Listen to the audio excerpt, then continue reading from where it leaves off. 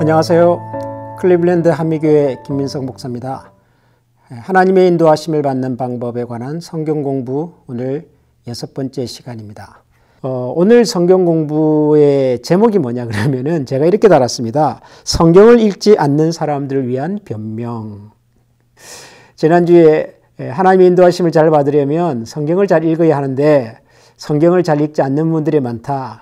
그렇게 말씀을 드린 것에 대한 일종의 책임감 같은 내용으로 이 강의를 준비를 했습니다. 성경을 읽지 않는 분들에게도 뭔가 할 말씀이 있을 거다. 그분들의 입장에서 한번 생각해 본 것입니다. 성경을 읽지 않는 사람들을 위한 변명. 다르게 말하면 우리가 성경을 잘 읽지 않는 이유, 제가 생각할 때 크게 두 가지가 있는 것 같아요. 우리가 성경을 읽고 싶어도 더 공부하고 싶어도 그렇게 하기 어려운 아주 중요한 두 가지 이유. 특별히 저처럼 한글을 사용하는 그리스도인으로서 성경을 열심히 읽는 것을 어렵게 만드는 이유가 좀 있는 것 같다. 그것을 저는 두 가지로 한번 생각을 해 보았습니다. 첫 번째는 뭐냐면 성경이 문제입니다. 우리가 가지고 있는 이 성경이 문제입니다. 이 성경이 성경 읽는 것을 좀 어렵게 만듭니다. 이게 무슨 말인가 하면 우리 한국 신자들이 사용하고 있는 이 한글 성경이라는 것 있지 않습니까? 지금 우리가 사용하고 있는 교회에서 예배 드릴 때 사용하고 또 개인적으로 성경을 읽거나 공부할 때 사용하고 있는 이 한글 성경. 한글 성경은 기본적으로 번역 성경입니다. 아시다시피 제일 처음 구약 성경이 쓰여졌던 언어는 히브리어고 신약 성경이 쓰여졌던 언어는 그리스 말이고요. 그래서 히브리 말과 그리스 말로 기록된 이 원래의 성경은 여러 나라의 말들로 다 번역이 되어서 사용되고 있죠. 그러니까 한글 성경도 그런 번역된 성경 중에 하나입니다. 그런데 우리가 지금 사용하고 있는 이 한글 성경은 지금과 같은 내용과 형식과 틀로서 출판된 것은 1911년입니다. 물론 그 이전에도 한글 성경이 있기는 있었습니다. 로스 번역본이라고 하는 것도 있었고 또 우리 한국 교회사에서 제일 처음에 성경을 번역하신 분이 이수정이라고 하는 분이신데요. 그분이 일본에서 유학하고 계실 때 마가복음을 번역하시는데 이제 그 성경이 최초의 한글 번역 성경입니다. 이런 성경들도 있기는 하지만 신약과 구약 성경이 한 권으로 통합이 되어서 모든 사람들이 일반인들이 읽을 수 있는 성경으로 편집되어 출판된 것은 1911년이 처음입니다. 대한성서공회라고 하는 곳에서 공식적으로 성경을 출판하게 된 것이죠. 근데 그 성경은 크게 두 번에 걸쳐서 수정 내지는 개정이 됩니다. 한 번은 1961년도에 한번 개정이 되고요. 그리고 또 한 번은 1998년도에 개정 혹은 수정 보완이 됩니다. 그래서 지금 우리가 가지고 있는 성경은 1998년도에 최종적으로 수정, 개정, 보완된 번역 성경입니다. 이 성경이 두 번에 걸쳐서 수정도 되고 보완도 되기는 했지만은 기본적으로는 1911년에 번역되었던 그 성경의 틀을 그대로 가지고 있습니다. 단어나 표현 몇 가지는 조금 현대적으로 바꾸긴 했으나 기본적인 성경을 이해하고 해석하고 번역하는 그 틀은 1911년대의 틀을 그대로 가지고 있습니다. 심지어는 어떤 표현들은 그때의 표현을 아직도 그대로 가지고 있습니다.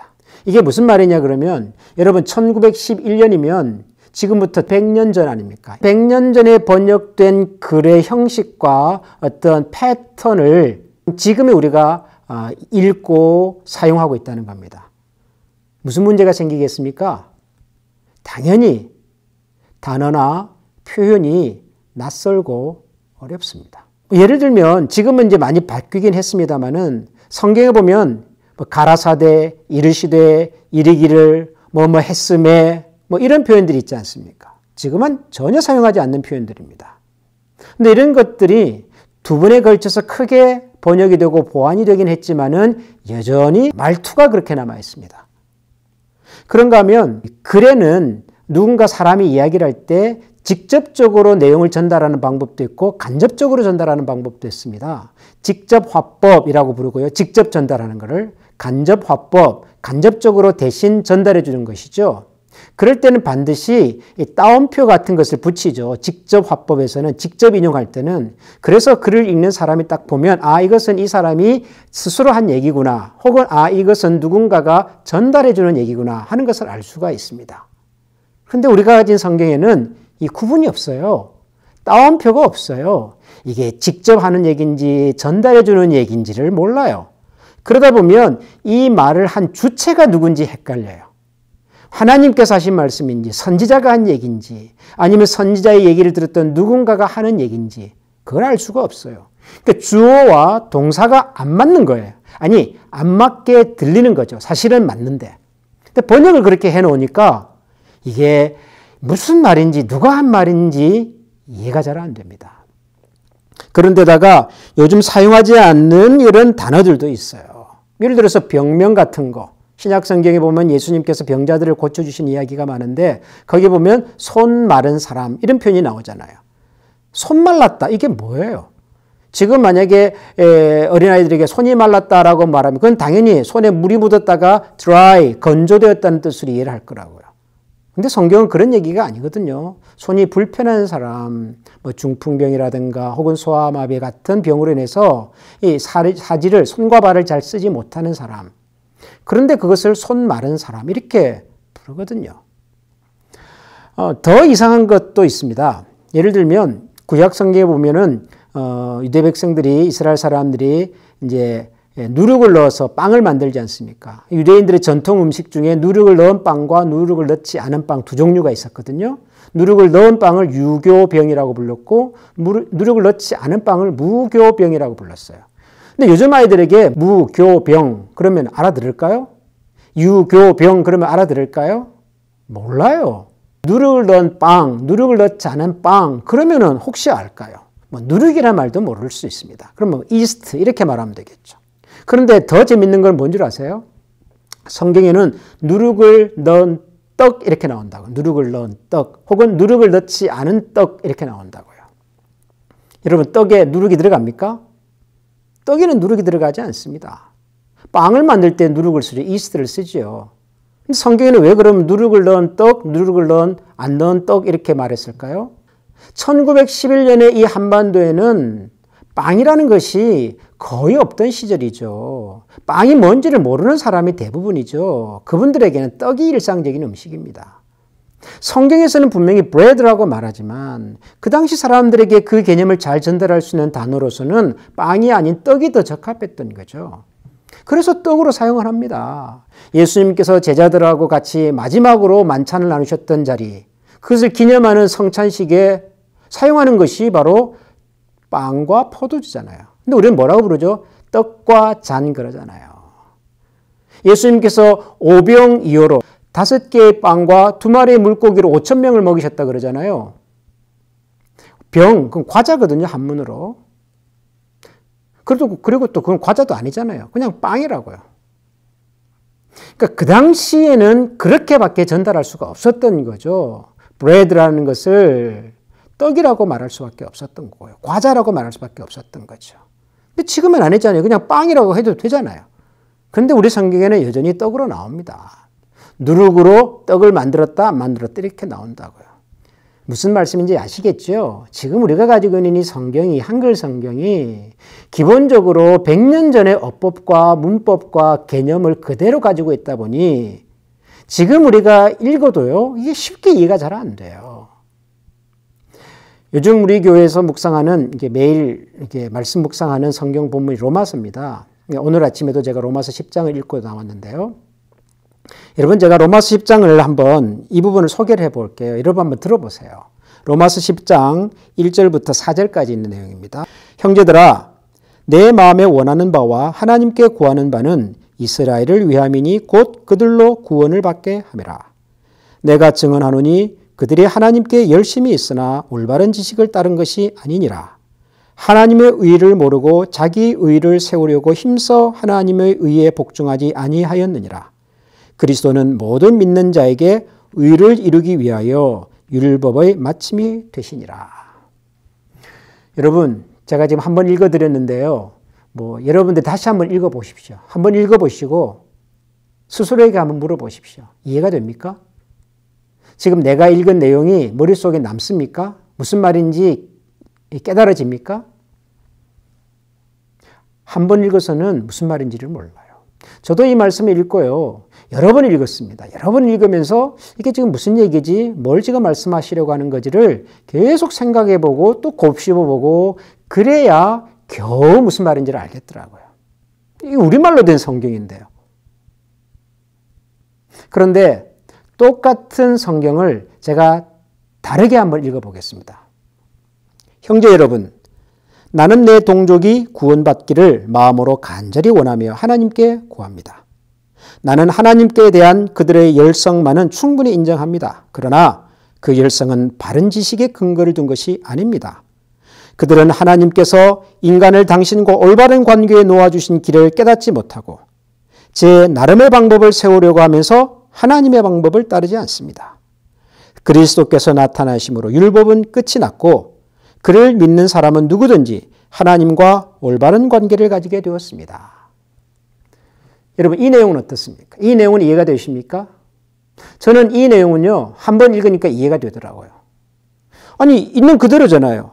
이 글을 쓰신 분이 사도 바울인데 사도 바울이 이스라엘 사람이거든요. 그러니까 이렇게 말하는 거죠. 형제 여러분, 나는 내 동족이 자기 이스라엘 사람이 구원받기를 간절히 원합니다. 그 다음에 2절 보면 나는 하나님에 대한 그들의 열성만은 충분히 인정합니다. 이스라엘 사람들이 하나님에 대해 얼마나 열성과 열심이 많은지 그건 내가 충분히 이해합니다. 문제는 뭡니까? 그들의 열심이 바른 지식에 근거하지 않았다 그럽니다. 그들은 하나님께서 인간을 당신과 올바른 관계에 놓아주신 길을 깨닫지 못하고 제 나름의 방법을 세우려고 하면서 하나님의 방법을 따르지 않았습니다. 하나님께서 만들어주신 새롭고 올바른 방법의 길을 따르지 않고 자기들이 나름대로의 방법을 만들어서 그 길을 따라서 가려고 했다는 거죠. 그러면서 4절을 보니까 그리스도께서 나타나심으로 율법은 끝이 났고 그를 믿는 사람은 누구든지 하나님과 올바른 관계를 가지게 되었습니다. 하나님께서 만들어 놓으신 새로운 관계를 만들어갈 수 있는 길은 바로 예수님이시구나. 근데 유대인들은 이스라엘 사람들이 예수님이라고 하는 새로운 길을 받아들이지 않은 거구나. 이해가 되잖아요. 읽으면. 그러니까 똑같은 내용인데 제가 두 번째 읽어드린 내용으로 읽으면 이해가 되고요. 첫 번째 읽어드린 내용으로 읽으면 이해가 잘 안 돼요. 문제는 뭘까요? 첫 번째 읽어드렸던 내용은 지금 우리가 대부분 사용하고 있는 그 한글 성경의 내용이고요. 두 번째 성경은 공동번역이라고 하는 번역 성경의 내용입니다. 공동번역은 개신교와 그 캐톨릭 교회가 연합으로 공동으로 함께 번역해서 만들어낸 성경입니다. 현대적인 개념과 표현으로 쉽게 이해할 수 있도록 만든 성경입니다. 그걸 읽으면 이해가 돼요. 그런데 대부분의 한국 교회가 이 공동번역이라고 하는 성경은 공식적으로 사용하지 않습니다. 나름대로 이유가 있다고들 하는데요. 그 이유가 뭐냐면 우선 그것은 캐톨릭하고 같이 번역을 한 것이기 때문에 좀 수상하다는 거죠. 캐톨릭하고 같이 번역을 했으니까요. 그리고 표현이 너무 이게 뭐라고 말해야 될까? 자연스럽다고 해야 될지, 자유롭다고 해야 될지. 그러니까 옛날에 성경은 좀 읽으면은, 성경같이 들렸다는 거야. 하나님께서 일러 가라사대 모세야. 이러니까 하나님 말씀처럼 들렸다는 거죠. 근데 공동번역에서는 하나님께서 모세에게 말씀하셨다. 이랬다. 저랬다. 이런 식으로 번역이 되니까 이게 성경 같지가 않다는 거예요. 더 기가 막힌 이유 중에 하나는요. 공동번역에서는 하나님을 하나님이라고 표현하지 않고 하느님이라고 표현했기 때문에 우리는 하느님을 믿는 사람이 아니라 하나님을 믿는 사람이기 때문에 우리는 그 성경을 사용할 수 없다. 이렇게 주장하시는 분들도 있습니다. 여러분, 이것은 번역된 내용입니다. 번역이라고 하는 것은 그 언어를 쓰는 그 당시 사람들이 가장 쉽게 이해할 수 있는 말과 표현으로 바꾸는 거라고요. 아랍어를 쓰는 사람에게는 하나님을 뭐라고 번역해서 소개해야 될까요? 영어 God.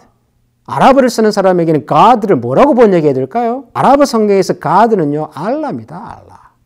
그럼 깜짝 놀라겠죠. 어떻게 기독교의 하나님을 알라라고 번역할 수 있느냐.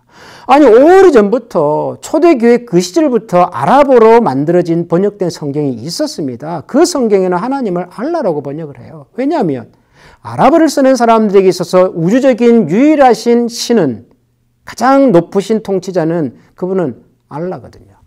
그러니까 여러분 이런 번역의 어떤 문화라 그럴까요? 번역의 이론이랄까요? 역사랄까요? 이런 것들을 우리가 좀 이해를 하고 현대인들이 좀 쉽게 이해할 수 있는 성경을 좀 바꿔주면 훨씬 성경 이해가 쉽습니다.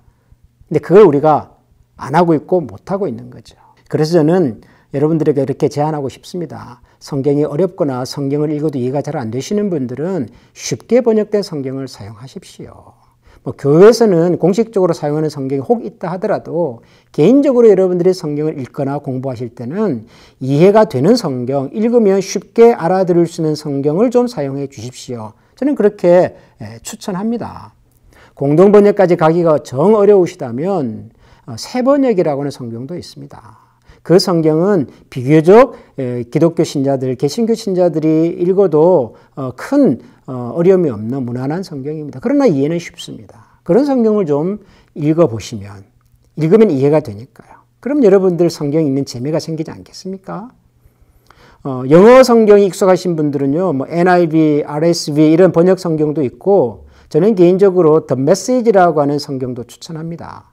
유진 피터슨이라고 하는 교수님이 개인적으로 번역한 성경이지만 정말 현대적으로 현대인들이 쉽게 이해할 수 있는 내용으로 번역하신 겁니다. 참고하시면 돼요. 참고하시면. 그래서 쉽게 번역된 성경을 쓰십시오. 이해가 되는 번역 성경을 사용하십시오. 정 성경이 어려우시면 제가 그렇게 추천해 드리고 싶습니다. 혹시 관심 있는 분들을 위해서 이 영상 아래쪽에 제가 주로 사용하는 여러 번역 성경들을 한눈에 볼 수 있는 사이트를 소개해 드리겠습니다. 쉬운 성경을 이용하십시오. 그러면 성경 읽기가 한결 쉬워집니다. 또 하나 이유가 있다고 저는 생각을 했습니다. 저는 그 이유가 어쩌면 저 같은 목회자에게 있는 것이 아닌가, 그 책임이, 그런 생각도 들었습니다. 이게 무슨 말인가 하면 대부분의 성도들이 하나님 말씀을 접하게 되는 그 현장이 어디냐 그러면은 목사님들의 설교를 통해서입니다. 주일 예배 시간, 수요 성경 공부 시간, 또 매일 새벽 기도회, 집회 이런 여러 종류의 설교들을 통해서 하나님의 말씀을 듣고 접하는 경우가 대부분이죠.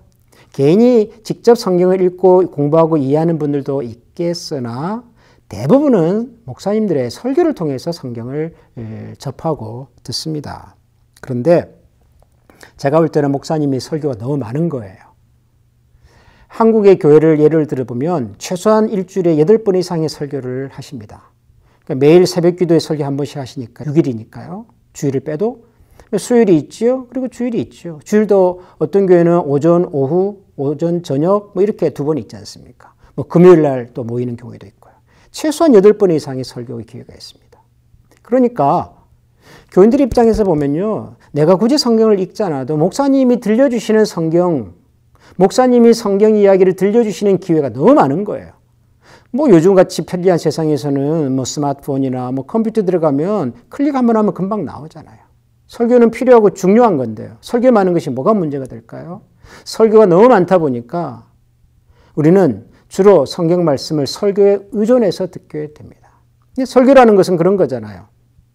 성경이라고 하는 이 영혼의 양식의 재료가 있는데 이 목사님들과 같은 아주 특별하게 훈련된 분들이 그런 성경이라고 하는 재료를 잘 조리해서 누구든지 쉽게 먹을 수 있도록 준비해서 성도님들에게 소개해드리고 전달해드리는 것. 이게 설교잖아요. 목사님들이 성경을 읽고 깊이 묵상하고 기도해서 주옥 같은 말씀을 뽑아가지고 그걸 가지고 또 곱씹어서 보통의 성도님들이 잘 이해할 수 있고 은혜 받을 수 있는 내용으로 잘 준비해서 전달하는 것이 그게 설교잖아요. 그러니까 목사님들이 다 그 작업을 해주시는 거죠. 성경을 읽고 기도하고 묵상하고 해석하고 다 목사님 해가지고 성도님들에게는 마지막에 숟가락만 딱 넣으면 될 수 있도록 해준단 말이죠. 그런 것들이 일주일에 8번, 9번, 10번씩 계속 이렇게 있으니까 굳이 내가 성경을 안 읽어도 이런 생각이 자연스럽게 들죠.